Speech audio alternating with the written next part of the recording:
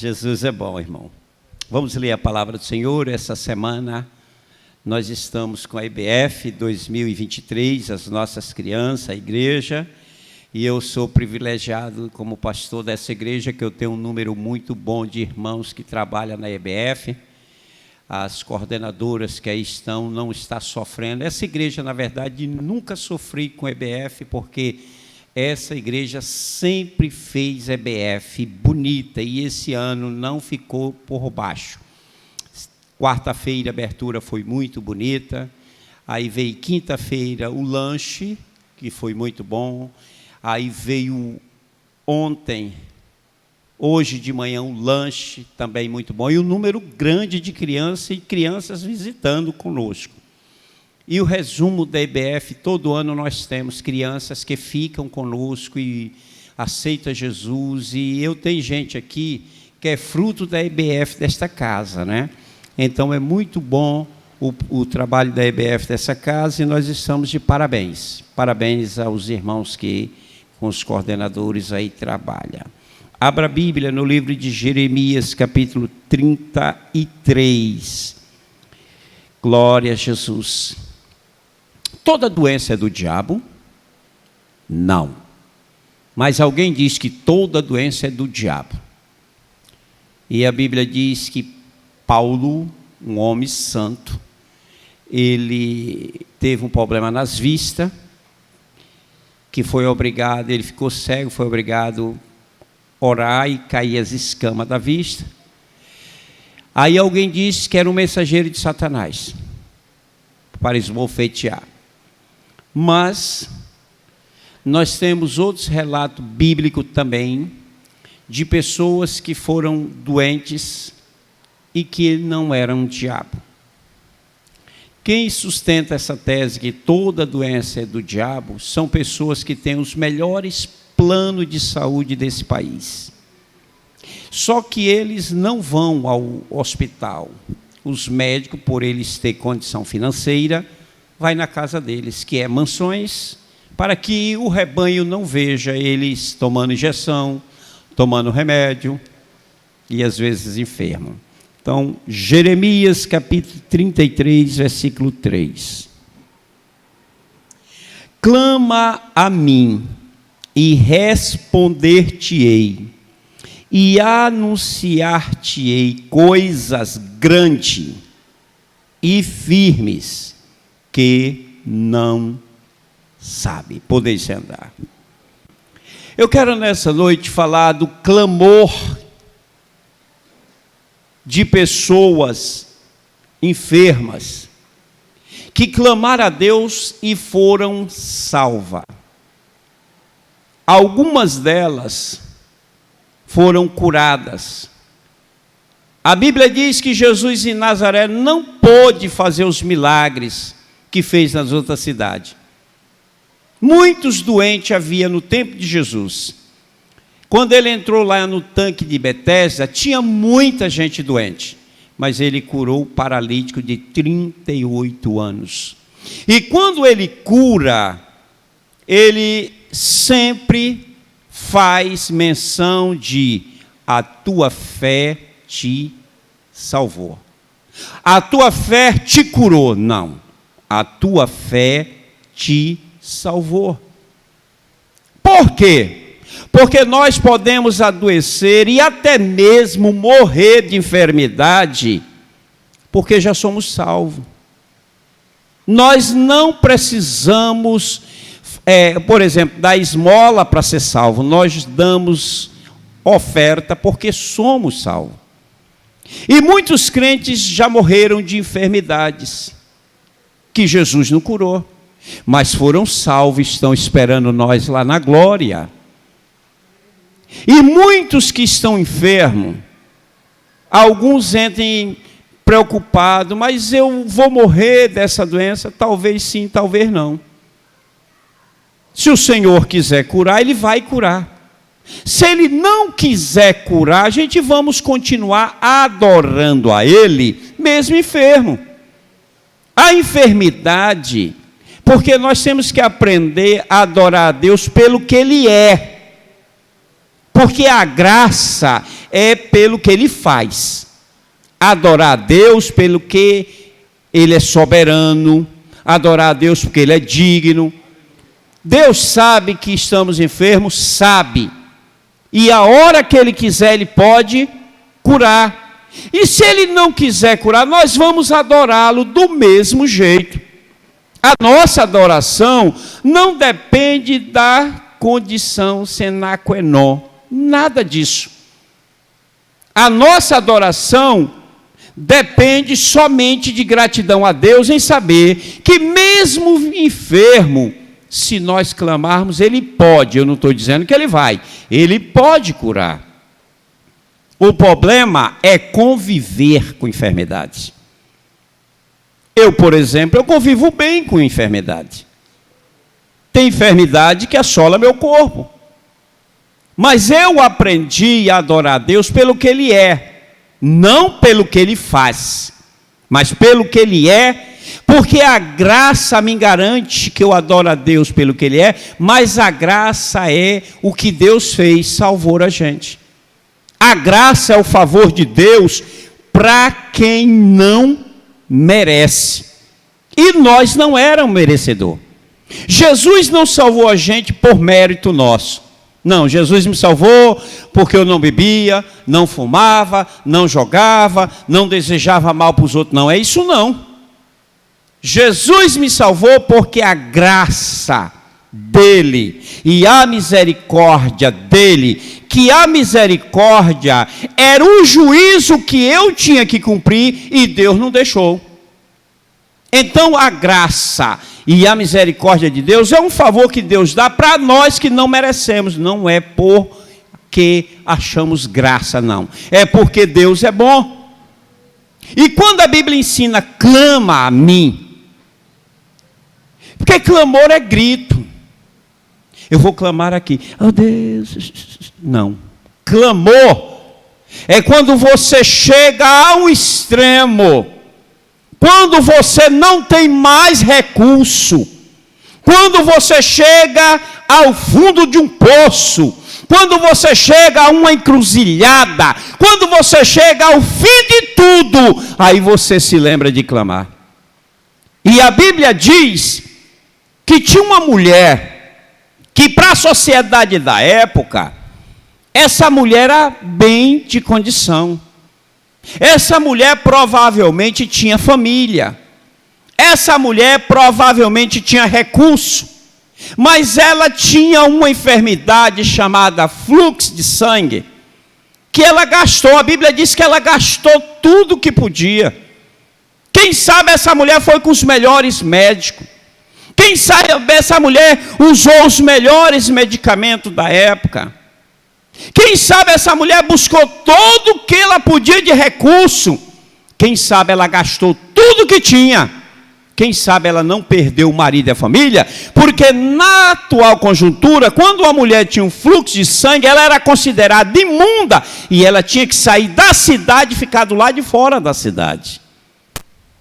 E essa mulher ouviu falar de um meigo nazareno, e ela disse, eu vou morrer dessa enfermidade. Perdoe-me, na época não tinha inventado os absorventes, as mulheres usavam trapo de imundície, por isso que Isaías fala, que a nossa justiça é considerada como trapo de imundície, ou seja, como mode sujo.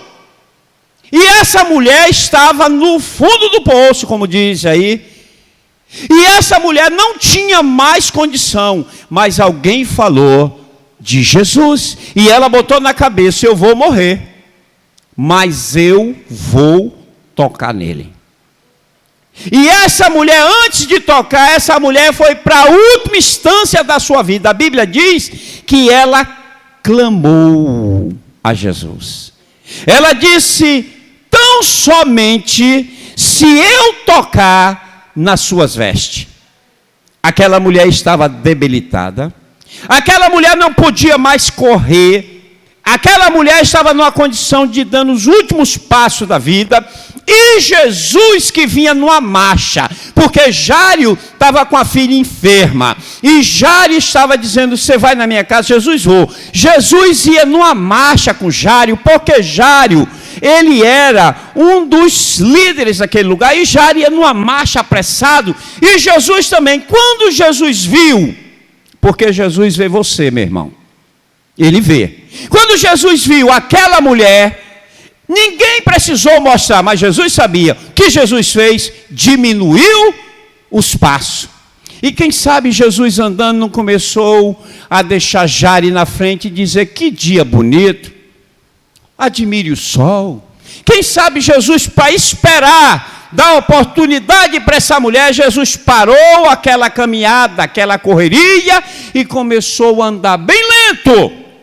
Porque Jesus sabia que ela não tinha condição de furar aquela grande multidão, ela iria ser pisoteada. Então Jesus para e vem andando devagar, conversando com todo mundo, falando com todo mundo, e esperando o momento certo que o clamor dela chegasse até Jesus.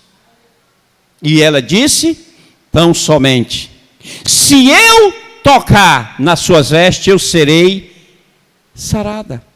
Só que o projeto de Jesus não era curar aquela mulher só. O projeto de Jesus era salvar ela.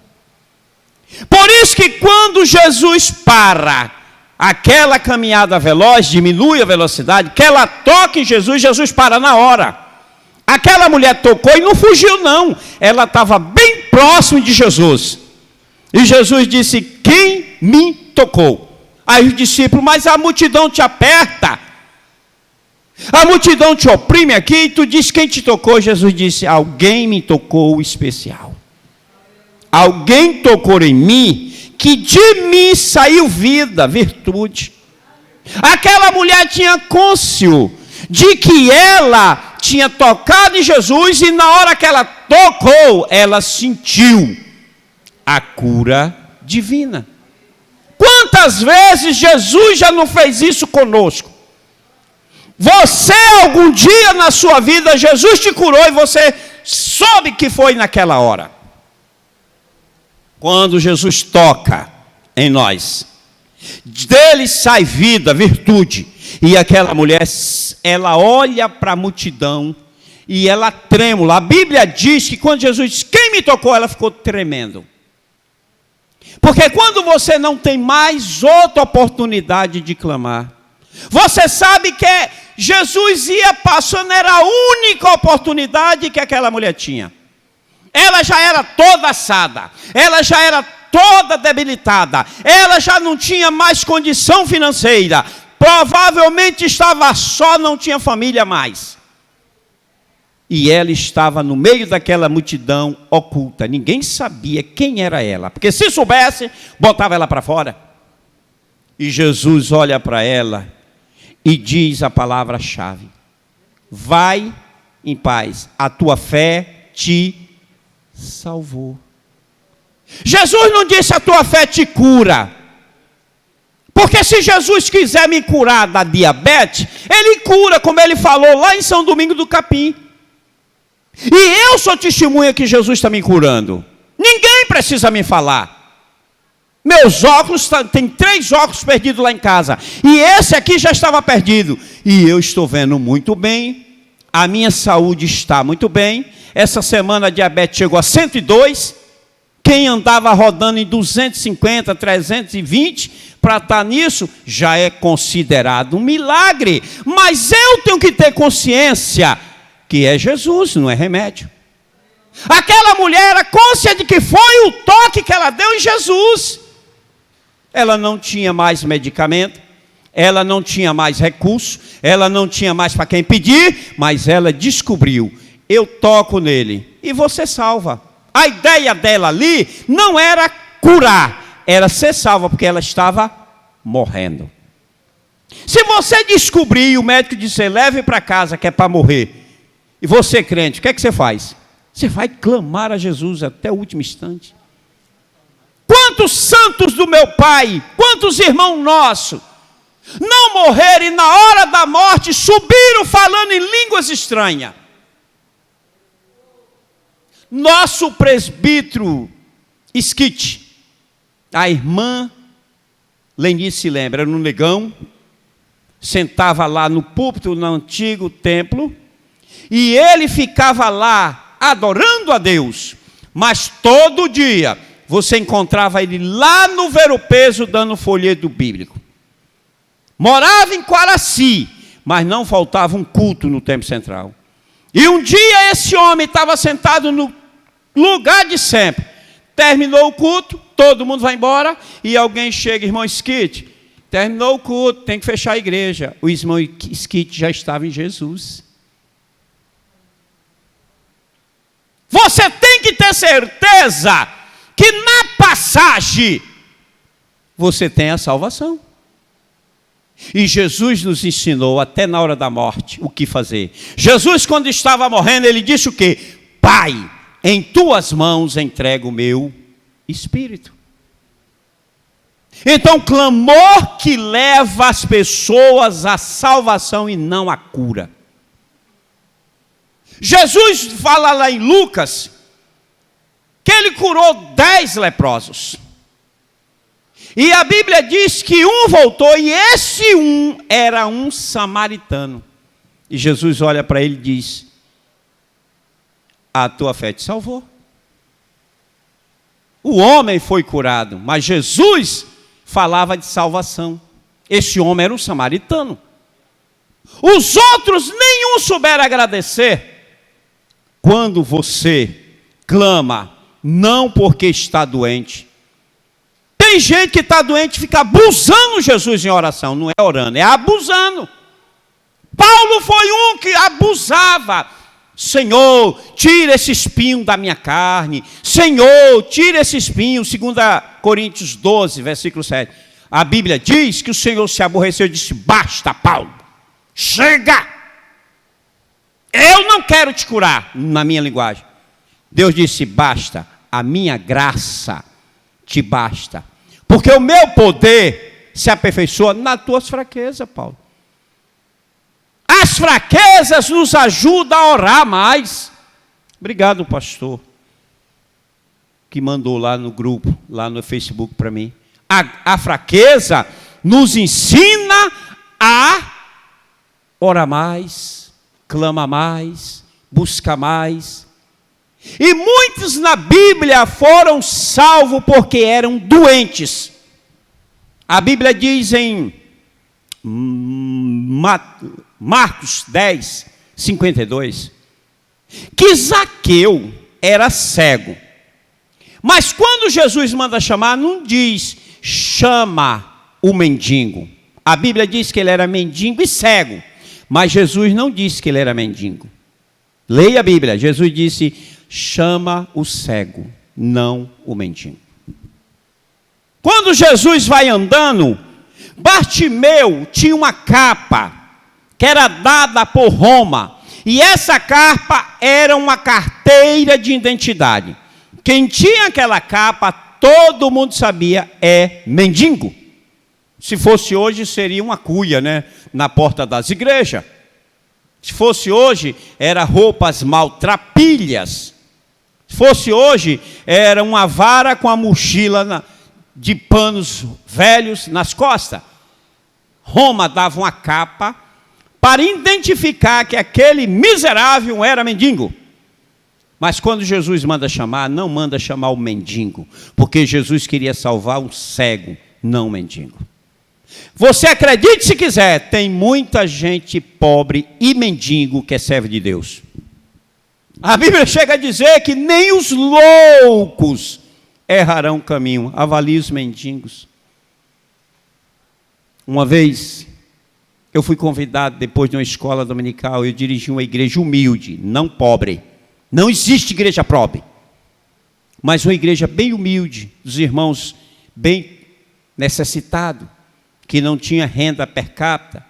E um dia de domingo eu estava aqui atrás, e uma irmã disse: pastor, o senhor vai tomar café comigo em casa? Eu digo: vou, minha irmã. E eu terminei a escola dominical e fui. Quando eu cheguei na casa dela, ela botou uma garrafa de café e uma cuia com farinha fria. E ela conversando comigo, botou o café dela e o meu, e a gente conversando, ela com 2 colheres, ela metia a colher na farinha e comia, e eu também. Eu esqueci, mas que coisa gostosa foi aquele café. A conversa foi tão boa. Porque na igreja tem esse tipo de crente. Não só tem o culto dos empresários, era para fazer o culto dos irmãos necessitados também. Nós temos os cultos dos jogadores de futebol, os cultos dos empresários, os cultos disso e daquilo. Faz o dos mendigos. Faz o culto dos necessitados. Nós temos os cultos dos universitários, culto de... Inventa um culto aí dos necessitados. E convida o povo aqui do bairro que é necessitado para vir estar conosco. Jesus recebe do mesmo jeito a adoração. Mas Bartimeu, ele tinha um título, tinha uma capa, mas quando ele foi ter com Jesus, a Bíblia diz que ele clamava. E o clamor de Bartimeu era dizendo: eu conheço quem é a sua linhagem, eu conheço a sua identidade. Quando ele sai clamando, ele não sai dizendo: filho de José, tem misericórdia de mim. Filho de Maria, tem misericórdia. Não, ele saiu gritando: filho de Davi, tem misericórdia de mim. Ele tinha a identidade de Jesus, filho de Davi. E ele clamava. Ele clamava porque era a última oportunidade que ele tinha saindo Jesus de Jericó. Ele não tinha mais como ser abençoado, porque Jesus esteve 3 vezes em Jerusalém. E essa é a 3ª vez que Jesus estava indo para a cruz. Então ele sabia: é a minha última oportunidade para mim conseguir salvação e não cura. Ele não estava ali porque ele era cego e queria ver. Ele estava ali por causa da salvação. Que quando ele diz Jesus, filho de Davi, ele sabia que Jesus vinha da linhagem de Davi e que Jesus era o Messias. Então ele sai gritando: Jesus, filho de Davi, tem misericórdia de mim. E o que a multidão fazia? Cala a boca, cego. Tu não está vendo que o Jesus não vai te ouvir? O clamor foi tão grande que quanto mais mandava ele calar, aí que ele gritava mesmo. Aí que ele rasgava a boca e gritava: Jesus, filho de Davi, tem misericórdia de mim. E Jesus fez o quê? Para. Porque toda vez que nós clamamos, Jesus tem uma agenda, gente. Tem crente pensando que Jesus está no céu, sem fazer nada. Olha, Jesus é um advogado. A Bíblia diz que ele está à direita do Pai, advogando as nossas causas, gente. Todo dia chega uma causa lá no céu, minha e sua. Jesus é o nosso advogado, e a Bíblia diz que ele é advogado justo. E Jesus para a agenda dele. E nesse dia Jesus tinha uma agenda. Mas Jesus parou por causa de um clamor do cego e não do mendigo. Tem crente que está com lamúria de mendigo, até a oração é de mendigo. Tem crente que a oração dele é de mendigo. A oração todo tempo, me dá, me dá, me dá. Essa é a oração de mendigo. Aprenda a dar a Jesus. Que darei ao Senhor, portanto, os benefícios que tem me feito. Tomarei o cálice da salvação, invocá-lo-ei enquanto viver, pagarei o meu voto na presença do seu povo. Para com essa oração de mendigo que é só me dar. Oh Jesus, eu preciso de uma casinha, preciso de um carro, preciso disso. Não, irmão, aprenda a dar, porque a Bíblia diz em Atos 35, que a melhor coisa que tem é dar. Do que? Receber. Bartimeu clama. E quando ele clama, Jesus para. E diz: manda chamar esse cego. E quando mandou chamar, Jesus pergunta: o que queres que eu te faça? Se fosse hoje, o que é que um cego hoje precisa? De um cão guia, um cachorro pastor alemão, né? Pastor, Jesus, eu preciso de um cão guia, porque o cão guia me leva para onde eu quero. Não, Jesus, eu preciso de uma moleta. Não. Ele disse para Jesus: o que queres que eu te faça, Jesus? Ele disse o quê? Que eu veja. Ele não pediu uma cesta de alimento, ele não pediu uma família, ele não pediu nada a não ser o necessário, porque Jesus chamou ele de quê? De cego. Se Jesus disse assim: me manda um mendigo, ele tinha liberdade de dizer: não, Jesus, eu quero que o Senhor me dê uma oferta. Mas Jesus chama ele de cego e não de mendigo. Como Jesus olha para nós? Porque Jesus nos chama em 4 situações. Primeiro, discípulo. Tá? Segundo, ele nos chama de servo. Terceiro, ele nos chama de amigo. E quarto, ele nos chama de filho. Quando ele aparece ressuscitar com um novo corpo, a Bíblia diz que ele chega na beira da praia para ter um encontro com Pedro. Ele diz: filhos, o que tendes para comer? Hoje, Jesus não nos chama mais de discípulo, de servo, nem de amigo. Ele nos chama filho. Toda vez que você vai orar, sinta a presença do seu pai, porque você é filho. E quando Bartimeu pede, Jesus cura o cego. E a Bíblia diz: a tua fé te salvou. A nossa maior preocupação hoje é a salvação. Irmão, só em ser salvo já era... Se Jesus tivesse prometido somente o céu, estava bom ou não estava? Mas os discípulos de Jesus estavam igual à geração de hoje. Jesus, nós deixamos pai, mãe, irmão, amigo, por amor de ti. O que é que a gente vai ganhar? Sabe o que é que os discípulos estavam fazendo com Jesus? Barganhando. Jesus, nós largamos tudo, e aí? Nossa aposentadoria. Eu deixei a empresa de barco, Jesus. E quando eu tiver velho, aí Jesus disse: quando você tiver velho, vão te levar para o caminho que você não quer. Você vai fazer papel de besta na mão dos outros. É mentira quando a gente fica velho, irmã Lani? É mentira? Quando a gente vai ficando velho, os filhos levam... Se preparem, vocês que têm filho novo.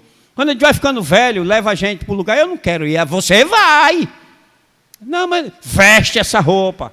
Come isso aí. E Jesus falou isso. E eles queriam o quê?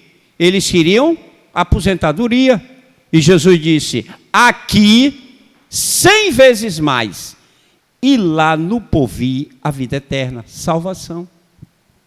Se você viver uma vida com Jesus aqui, de dificuldade, de abstinência, faltando tudo, porque ninguém vem me falar em Belém do Pará, que tem gente passando o extremo. Claro, essa igreja tem alguns irmãos, que todo mês a igreja auxilia com uma cesta de alimento, isso é natural, mas passar fome, e se essa igreja tiver alguém nesse extremo, é porque eu não sei, porque se eu souber, resolve na hora. Porque Jesus, irmão, Ele vai sempre nos salvar. Terceira pessoa que eu acho interessante num clamor, que tem gente que clama Jesus porque está doente. É o caso da mulher do fluxo de sangue. Tem gente que clama Jesus porque está passando necessidade, que é o caso do Bartimeu. Mas tem gente que é rico. Tem um versículo da Bíblia que muitos crentes pegam no pé da letra. É mais fácil entrar um camelo no fundo de uma agulha do que o rico entrar no céu. Deixa eu explicar isso aqui. Jesus estava falando que o camelo, presta atenção nisso aqui, é o único animal que ele consegue andar de joelho. Quando vem no deserto as chuvas de areia, as ventanias de areia, o camelo vê de longe, ele curva-se e começa a andar de joelho. E quem vem com ele, vem atrás dele, se guardando da ventania. E chega num certo lugar que eles chamam de agulha. Presta atenção. E eles passam ali por baixo para se esconder das tempestades de areia. Jesus estava falando que é mais fácil um camelo. Isso não quer dizer que ter dinheiro é pecado. A Bíblia diz que o dinheiro é a raiz de todo mal. Não é ter dinheiro. Eu conheço gente que tem dinheiro, o dono da Colgate, que até hoje existe a Colgate. Ele era dizimista e ofertante. Cara rico, mas era crente. Às vezes nós, pegando esses versículos, interpreta errado. Então esse homem, Zaqueu, a Bíblia diz que ele era um funcionário público. Ele era um publicano. E por ele ser publicano, ele era um judeu que tinha que cobrar imposto de judeu. E Roma escolheu ele para ser um funcionário público, e ele era obrigado. E por quê? Quem é que gosta aqui de cobrador de impostos? Ninguém gosta dessa turma, não. Mas ele era um homem taxado pela sociedade. Mas a Bíblia diz que ele era rico. Aí Jesus vai chegando, e este homem clama para ver Jesus. Só que ele tinha um problema. Ele era de pequena estatura. E a multidão oprimia Zaqueu. Zaqueu sabia que ele tinha que passar. E ele vai na frente. Penso eu, Zaqueu, perigo que ele não correu, caindo daquele sicômoro. Era uma árvore tipo as nossas mangueiras aqui em Belém, que chega essa época, as pessoas sobem para arrancar manga, e tem gente que ganha dinheiro arrancando mangas para vender. E é gostosa as mangas aqui de Belém. E ele subiu ali, e o sicômoro era uma árvore que ela tinha um espaço assim liso, e ele deu o jeito dele, subiu, e ficou lá em cima, e a multidão veio, o cortejo. E quando Jesus vai passando embaixo, tinha muita gente. Era normal as pessoas subirem para ver Jesus, mas Jesus chega bem embaixo, e a Bíblia diz que Jesus olha para cima e diz: Zaqueu, desce depressa, porque hoje me convém pousar em tua casa. Qual era a preocupação de Jesus com Zaqueu? Salvar a família de Zaqueu. Zaqueu era doente? Não. Zaqueu estava passando fome? Não. Zaqueu era rico. Tinha o melhor plano, que ele era um funcionário público. Mas ele, dentro dele, clamou a Jesus, e Jesus viu a família de Zaqueu. E quando Jesus disse: hoje me convém pousar em tua casa, e a pessoa disse: esse homem não sabe. Isso não é profeta. Aí Jesus, conhecendo o coração do PT, pedra de tropeço, que era aquela multidão, Jesus olha para eles e diz, para que saiba que o Filho do Homem tem poder, disse para Zaqueu: este também é filho de Abraão, porque eu vim buscar e salvar o que se havia perdido. Outra vez que um clamor salva. Esse clamor aqui não era de quem estava passando fome. Esse clamor aqui não era de quem estava enfermo. Esse clamor aqui não era de quem estava atribulado. Esse clamor aqui era de um coração cheio de vontade de conhecer Jesus, por causa que Zaqueu sabia que ele estava caminhando passos largos para o inferno. Se Deus não tiver misericórdia, muitos desses políticos que estão aí vai para o inferno com tripa e tudo. E tudo que eles estão fazendo com a nossa nação, se Jesus não tiver misericórdia de salvá-los, eles vão queimar no inferno. E o diabo vai descontar tudo que eles roubaram desta nação. Eles vão pagar com juros e correção monetária do inferno. Porque a moeda do céu é a fé, salvação. A do inferno é tudo que fizeram de errado. Zaqueu era um homem que ele não tinha necessidade, mas ele sabia que o caminho dele era o inferno. Quantos de nós precisamos clamar por salvação. Pedir a Deus salvação. Ou você nunca desejou assim que Deus matasse alguém? Você nunca assim no seu coração? Porque Jesus falou, se no teu coração desejar, já pecou. Aí tem que pedir perdão. Eu brinco sempre que me separar da minha mulher, eu nunca pensei. Mas matar já pensei várias vezes. Sério. E eu acho que é só eu aqui dos três bonitão, né? É só eu. O senhor não fala nada aqui. O senhor está fora. Esses dois aqui só, que a esposa não está aí.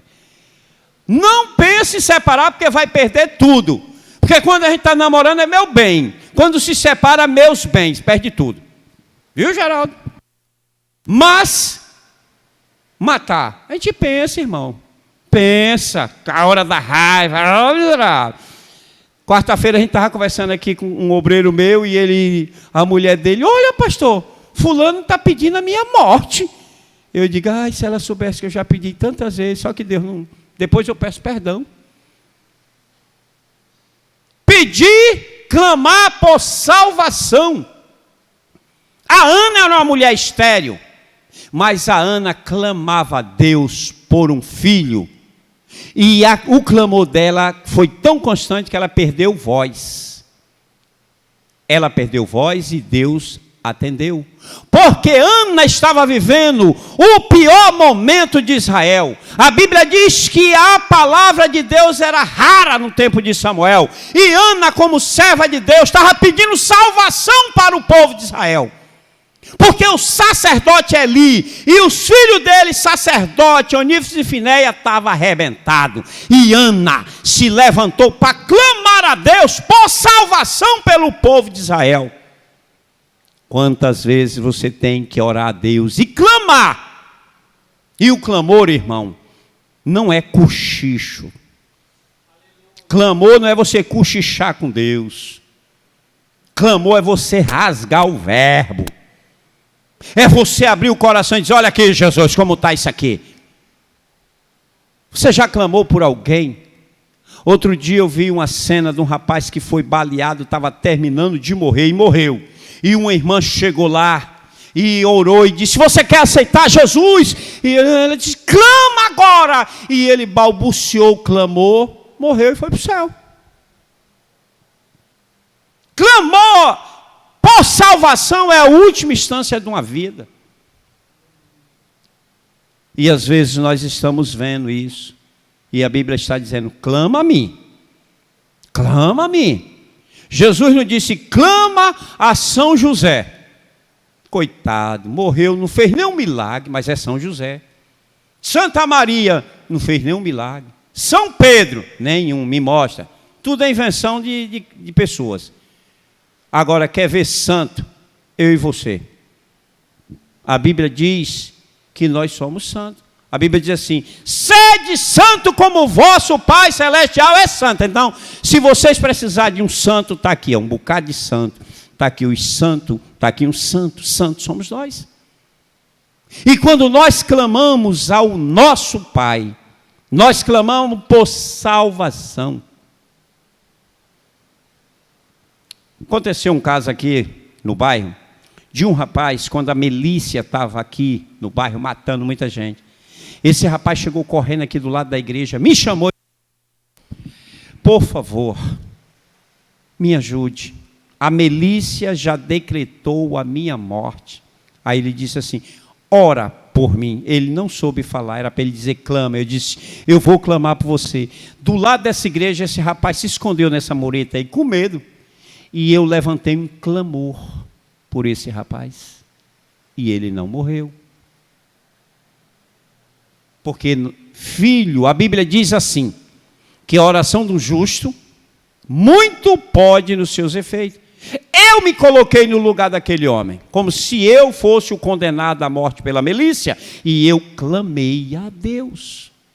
Clamou a Deus, e a Bíblia diz, clama a mim, responder-te-ei. Deus não deixa ninguém que clama sem uma resposta. Deus não vai fazer isso. Jó, um homem de Deus, sofreu tudo, e Jó clamava a Deus. Jó suplicava a Deus. Você encontra Jó reclamando de Deus? Ah, foi Deus que me botou nessa.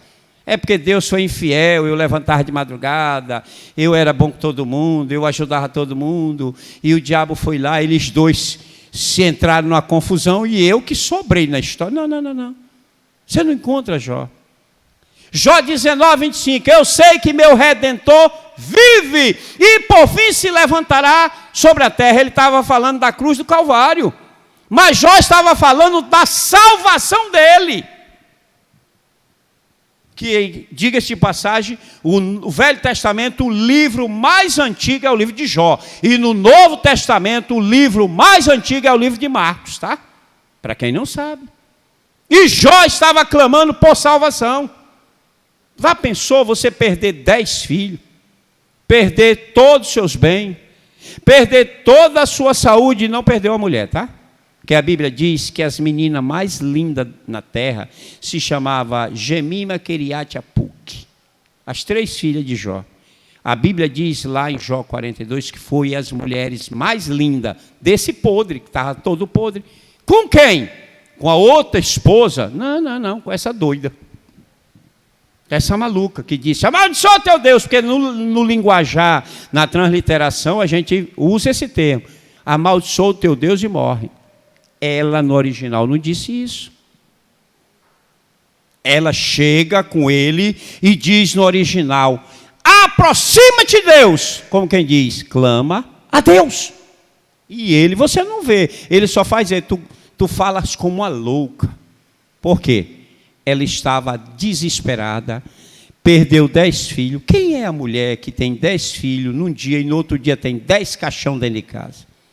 Perdeu toda a sociedade que ela vivia, riqueza, e por cima está vendo o marido gemendo, se enfregando com caco de telha, sem ninguém, sem dinheiro, passando privação, com uns amigos do Satanás, 24 horas acusando ele. Você, santo, é a dizer, glória a Deus, aleluia, louvado seja Deus. Não, você é murmurar. Que por menos do que isso vocês fazem. Basta acontecer alguma coisa que você não gostou, você já sai da igreja, você deixa Jesus. Basta tirar do cargo que você está. Se o pastor Samuel me tirar do cargo e não me remanejar para outra igreja, eu não sou pastor. Eu estou. Eu só sou pastor porque tem vocês, rebanho. Mas se me tirar da igreja e não tiver me mandar para outra igreja, eu vou sentar na igreja que eu construí lá perto da minha casa, vou sentar, adorar a Deus a vocês do mesmo jeito, não vou fundar ministério, não vou para outra igreja, eu vou ficar na Assembleia de Deus, onde eu nasci, a igreja que eu nasci é perto da minha casa, que eu construí uma bela igreja para minha velhice. Eu não vou deixar Jesus, porque tiraram o ministério, mas tem gente que basta tirar o apelido, deixa Jesus. Então devemos clamar não por pose, mas por salvação. A Bíblia diz, irmão, que Jesus, quando ele orar, ele clamava. E lá em 17 de Atos, a Bíblia diz que Jesus disse assim, Pai, santifica-os na verdade, a tua palavra é a verdade. Até Jesus clamou a Deus por nós. Eu não te peço por estes, mas te peço por aqueles que hão de crer em mim. Estava falando de você, estava falando de mim no século 21. O clamor de Jesus chegou hoje. E quando Deus disse, responder-te-ei, aí a Bíblia diz, e anunciar-te-eis. Tem coisas que Deus nos ensina que não ensinou para ninguém. Eu gosto de uma oração que eu faço, eu digo, Senhor, me dê a sabedoria que o Senhor não deu para ninguém. Porque a Bíblia diz que o homem mais sábio da terra foi Salomão. Mas Salomão não sabe dirigir um carro automático, eu sei. Salomão não sabe ligar o fogão de 6 bocas, você sabe. Salomão não sabe ligar a máquina de lavar, você sabe. Então a gente somos sábios hoje. Então quando eu oro, eu digo, Senhor, me dê a sabedoria que o Senhor não deu para ninguém. E aqui fica uma palavra do mecânico, do ajudante mecânico. O mecânico é Jesus. Olha o que eles fizeram agora, para quem não sabe, está na minha área agora, tá? Mecânico. O médico, quando joga lá no computador, que faz a endoscopia, no computador aparece lá, aqueles gráficos. Sabe o que foi que eles fizeram? Eles pegaram isso e botaram em todos os carros a partir de 2020. Todos os carros têm um fio chamado rede CAN. Presta atenção nisso. E aí mete o computador, e hoje eu estava com o computador lá no carro. E aí eu quero saber se a sonda lambda, ela está funcionando como deve ser, para não trocar a peça. Hoje eu não preciso estar tirando uma peça para trocar. Eu boto o aparelho lá e eu aqui sentado na frente do computador sei os funcionamentos de todos os sensores e atuadores. Por quê? Porque eu oro e digo, Senhor, me dê uma sabedoria. E é coisa nova para a gente no Brasil, mas isso é antigo lá fora. A rede CAN é muito antigo lá fora. Os médicos usam há muitos anos lá e aqui. E agora que chegou nos carros brasileiros. Presta atenção. Quando você for clamar a Deus, clama por sabedoria também. Ah, Senhor, me dê o dinheiro que eu não tenho. A Bíblia diz assim, irmãos, o temor do Senhor é o princípio da sabedoria. Não precisa estar pedindo coisas demais. É só ter temor de Deus. E às vezes nós estamos vivendo dias em que muitos estão clamando, pedindo a Deus coisa. Esqueça de estar pedindo a Deus, clamar a Deus pela sua saúde. Pode esquecer isso. Ele sabe que você está doente. Quando você vai no médico, você leva todos os exames, fezes, urina, coração, tudo. O médico abre lá seus exames, ele sabe. Está lá escrito, foi feito por uma máquina, gente. E ele sabe como é que está. Ah, aqui é só, tem uma gordurinha no fígado, viu? Aqui e tal. Ah, não, a glicose está alta. Não, aqui você está com um pouquinho de colesterol, ou colesterol. Hoje eu conversei com meu vizinho, ele fez todo o check-up, sabe o que aconteceu? Colesterol baixo. Eu nunca vi falar num negócio desse. Eu nunca vi um ser humano, o médico chamar a atenção. Ei, você precisa comer gordura. Foi a primeira vez. Seu Eliel, ele é bem magrinho. E o médico disse, olha, está tudo bem, seu colesterol está baixo. Misericórdia. Todo mundo que eu escuto, o colesterol está alto. Seu Eliel, ele vai pela contramão. Eu acho que o carro dele, a direção é do lado direito. Deve ser. E o médico sabe, chamado Jesus, qual é a enfermidade que você tem. Por que está abusando todo o tempo? Senhor, a Bíblia diz que pedir, bater. Ele já sabe. Deus sabe, com todo o aparato médico que tem, Ele tem o Espírito Santo dentro de nós. O Espírito Santo sabe controlar a nossa pressão arterial. O Espírito Santo sabe. Outro dia eu estava numa viagem com a Aldenora para o sul, e eu aproveito no café da manhã para comer tudo que eu posso. E na estrada eu saio comendo, parece uma máquina de moer. Quando chegou em Goiânia de volta, estava 470 de glicose. A Aldenora, meu filho, você vai... 470. É quase um coma. Mas o Espírito Santo é aqui dentro. Ele sabe controlar a glicose. Ele sabe quando está aí gordura no fígado. Agora mesmo os exames que eu fiz não tem nada. Até a próstata está 100%. Os rins estão bom. Até o baço está produzindo insulina. Tudo ok. Só precisava baixar a glicose. O Espírito Santo, ele está dentro de mim, de você. Então, quando você clama, o Espírito Santo geme. O Espírito Santo geme com gemido inexprimível. Ou seja, o Espírito Santo transforma o teu clamor numa linguagem que Deus entende. Romanos 8, 28. Sabemos, ninguém aqui é leigo.